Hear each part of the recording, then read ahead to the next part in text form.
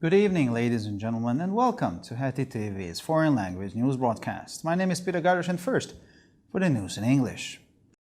My position is clear in the current situation. The accession of Sweden and Finland to NATO is justified, the President of the Republic wrote on her social media pages. In her post, Katalin Novak pointed out that the Parliament will start discussing the accession of Sweden and Finland to NATO on Wednesday. Some people think that this is a technical issue that can be easily decided. This is not the case. It is a complex decision with serious consequences, so it needs to be carefully considered. My position is clear in the current situation. The accession of Sweden and Finland to NATO is justified, said the head of state. She added that she was confident that the Parliament would take a wise decision as soon as possible. On Wednesday, the Israeli Constitutional Law and Justice Committee passed two bills to be submitted to the Knesset. While 9 members of the committee voted in favor of the proposals, the opposition decided to boycott the vote because the committee chairman, Simcha Rothman, refused to allow legal experts to give their opinions and let several members out of the chamber. Rothman later announced that a re-vote on the second part of the legal reform would be held on Sunday, accepting the opposition's request for a review to allow for legal opinions and to give the opposition enough time to speak. The first item, voted on Wednesday, is an amended bill that requires the support of 12 out of the 15 Supreme Court justices to overturn normal laws deemed unconstitutional. The second item allows the Knesset to overrule the Supreme Court's decision by a simple majority of 61 in the 120-seat parliament, effectively stripping the court of its power to annul unconstitutional laws.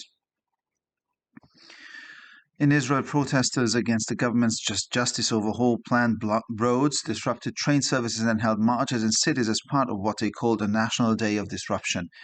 Nearly 50 people were detained by police during various protests around Tel Aviv. Wednesday's rallies included a series of planned demonstrations and protest marches across the country, as well as a temporary strike at various workplaces and schools, roadblocks and door-to-door rallies at or near the homes of coalition MPs and ministers. Israel will not be a dictatorship. The millions who have taken to the streets over the past 8 weeks have made that clear, and we are now moving towards direct action, the organizers said in a statement. Police used water cannons and stun grenades to disperse crowds protesting against the Israeli government's judicial reform in Tel Aviv. In Ankara on Wednesday, Turkish President Recep Tayyip Erdogan continued to propose 14 May as the date for this year's presidential and parliamentary elections in the shadow of the 6th of February earthquakes. Erdogan, who is also the president of the ruling Justice and Development Party, said the nation would do what was necessary on May the 14th, addressing a parliamentary group meeting of the party.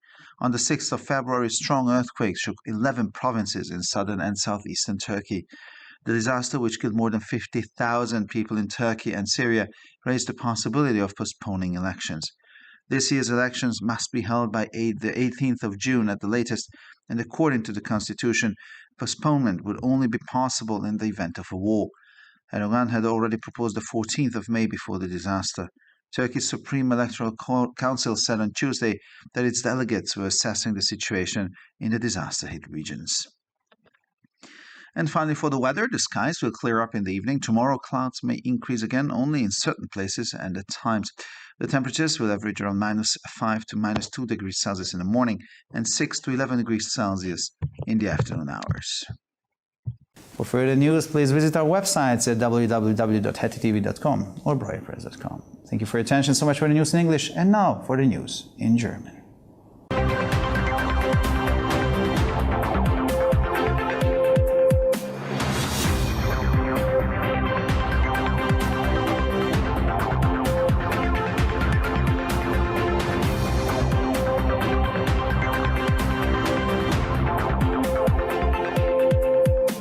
Schönen guten Abend, liebe Zuschauer. Mein Name ist Peter Gardosch und nun zu den Nachrichten auf Deutsch. Meine Position ist klar. In der aktuellen Situation ist der Beitritt Schwedens und Finnlands zur NATO gerechtfertigt, schrieb der Präsident der Republik auf ihren Social-Media-Seiten. Katalin Novak wies in ihrem Beitrag darauf hin, dass das Parlament am Mittwoch mit der Diskussion über den Beitritt Schwedens und Finnlands zur NATO beginnen wird. Einige Leute denken, dass dies eine technische Frage ist, die leicht entschieden werden kann. Das ist aber nicht der Fall. Es handelt sich um eine komplexe Entscheidung mit schwerwiegenden Folgen, die daher sorgfältig geprüft werden müssen. Mein Standpunkt ist klar.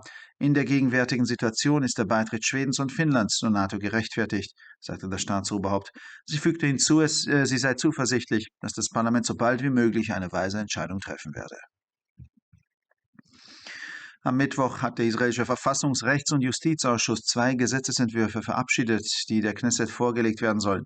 Während 9 Mitglieder des Ausschusses für die Vorschläge stimmten, beschloss die Opposition, die Abstimmung zu boykottieren, weil der Ausschussvorsitzende Simcha Rothman sich weigerte, Rechtsexperten zu Wort kommen zu lassen und mehrere Mitglieder aus dem Saal führte. Rothman kündigte später an, dass eine erneute Abstimmung über den zweiten Teil der Gesetzreform am Sonntag stattfinden würde und akzeptierte damit den Antrag der Opposition auf eine erneute Abstimmung, um Rechtsgutachten zu ermöglichen und der Opposition genügend Zeit zum Sprechen zu geben.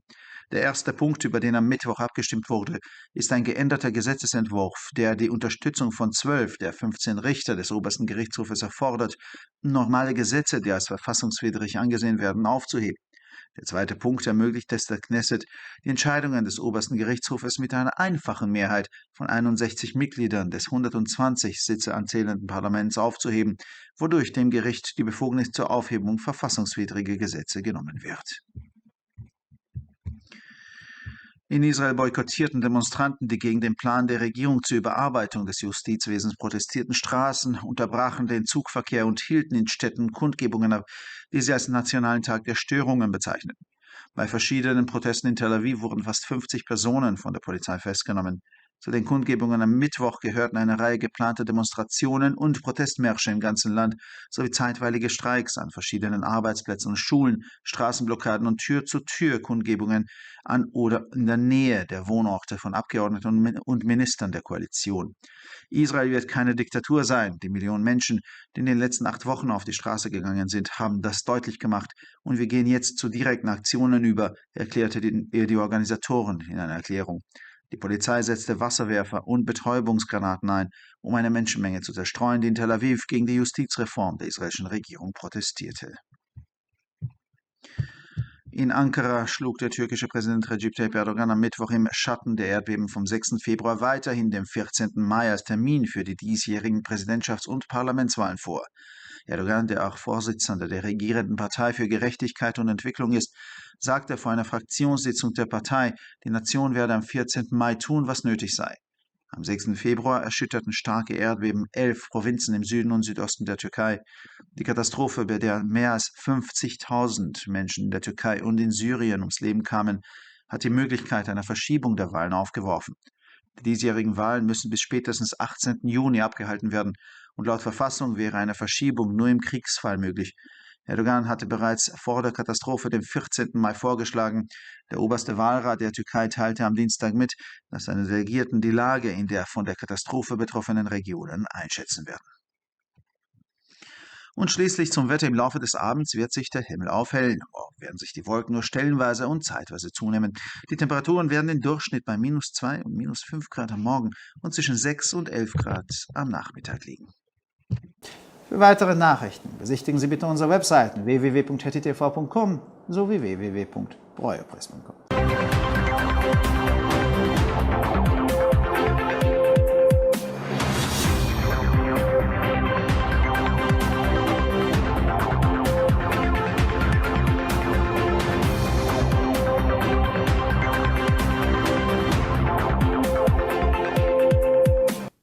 שלום וערב טוב, כאן ציפי בוכמן וילדבאום עם החדשות בעברית. עמדתי ברורה במצב הנוכחי, הצטרפותן של שוודיה ופינלנד לנאטו מוצדקת, כך כתבה נשיאת הונגריה ברשתות החברתיות. בהודעתה קטלין נובק ציינה כי הפרלמנט יתחיל לדון בהצטרפות שוודיה ופינלנד לנאטו ביום רביעי. יש אנשים שחושבים שמדובר בסוגיה טכנית שניתן להכריע בקלות. זה לא המצב. מדובר בהחלטה מורכבת עם השלכות חמורות, ולכן יש לשקול אותה היטב. עמדתי ברורה במצב הנוכחי, הצטרפותה של שוודיה ופינלנד לנאטו מוצדקת. יוסיפה כי היא סומכת על הפרלמנט שיקבל החלטה נבונה בהקדם האפשרי. ועדת החוקה, חוק ומשפט הישראלית העבירה ביום רביעי 2 הצעות חוק שאותן התכוונו להגיש מאוחר יותר לכנסת. בעוד ש9 מחברי הוועדה הצביעו בעד ההצעות, באופוזיציה החליטו להחרים את ההצבעה, משום שיושב ראש הוועדה, שמחה רוטמן, סירבה לתת למומחים המשפטיים להביע דעתם והוציאה מספר נציגים מהחדר. מאוחר יותר הודיע רוטמן כי ביום ראשון תתקיים הצבעה שנייה לחלק השני של הרפורמה המשפטית, תוך קבלת בקשת האופוזיציה לעיון כדי לאפשר חוות דעת משפטית ולתת לאופוזיציה מספיק זמן לדבר. הסעיף הראשון שהוצבע ביום רביעי הוא הצעת חוק מתוקנת שתדרוש את תמיכתם של 12 מתוך 15 שופטי בית המשפט העליון כדי לבטל חוקים רגילים שנחשבים בלתי חוקתיים. הסעיף הנוסף מאפשר לכנסת לבטל את החלטות בית המשפט העליון ברוב רגיל של 61 בכנסת המונה 120 חברים, ולמעשה להסיר מבית המשפט את הסמכות לבטל חוקים בלתי חוקתיים. בישראל מפגינים נגד תוכנית השינוי המשפטי של הממשלה, חסמו כבישים, שיבשו את שירותי הרכבות וערכו צעדות בערים כחלק ממה שהם כינו יום שיבוש לאומי. המשטרה עצרה קרוב ל50 בני אדם בהפגנות השונות באזור תל אביב. ההפגנות של יום רביעי כללו שורה של הפגנות וצעדות מחאה מתוכננות ברחבי הארץ, כמו גם שביתות זמניות במקומות עבודה ובתי ספר שונים, סגירת כבישים וביקורים מדלת לדלת בביתם או בקרבת ביתם של חברי כנסת ושרים מהקואליציה או לידם. ישראל לא תהיה דיקטטורה. המיליונים שיצאו לרחובות ב8 השבועות האחרונים הבהירו זאת, ואנחנו מתקדמים כעת לפעולה ישירה, כך אמרו המארגנים בהצהרה. המשטרה השתמשה בתותחי מים ורימוני הלם כדי לפזר קהל שהפגין נגד הרפורמה השיפוטית של ממשלת ישראל בתל אביב. נשיא טורקיה רג'פ טייפ ארדואן עדיין הציע את ה-14 במאי באנקרה ביום רביעי כתאריך לבחירות לנשיאות ולפרלמנט השנה בצל רעידות האדמה ב6 בפברואר.